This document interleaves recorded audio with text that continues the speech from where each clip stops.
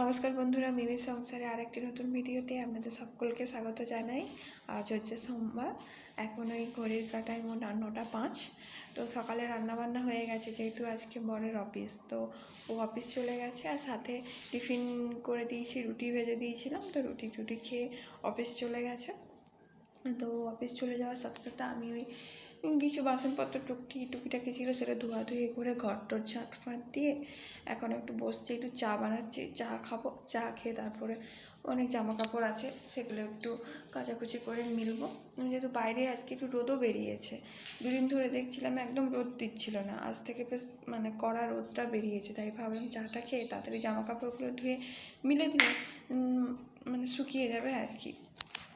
এই দেখুন বাইরেটা কেমন রোদ দিয়েছে, যেহেতু এখানে গাছে ঘেরা, সেই কারণে একটু রোদ দিলেও বোঝা যায় না আর কি।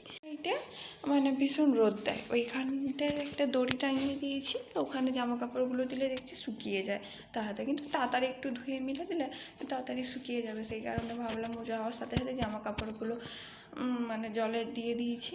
এবার চাটা খেয়ে চটপট করে জামা কাপড়গুলো ধুয়ে নিই, তারপর দেখা হচ্ছে আপনাদের সাথে। চা খাওয়া শেষ করে সমস্ত বাড়ির কাজও প্রায় শেষ।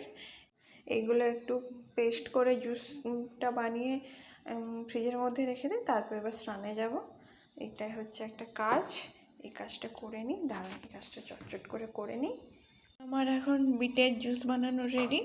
এবার একটু আইস কিউবের মধ্যে দিয়ে এবার ফ্রিজে রেখে দেবো। তাই চলুন রেখে দিই, তারপর দেখা হচ্ছে। ফ্রিজে আইস কিউবের মধ্যে রেখে দিয়েছি, তো সকালবেলা করে ওইটা বের করে খাওয়া হয় আর কি। তো করা ছিল, শেষ হয়ে গেছে। কালকে বর বাজার থেকে নিয়ে আসতে, আবার সোমবার, আজকে সকালে খাওয়া হয়নি, তো আজকে ওই জন্য ঝটপট করে বানিয়ে নিলাম।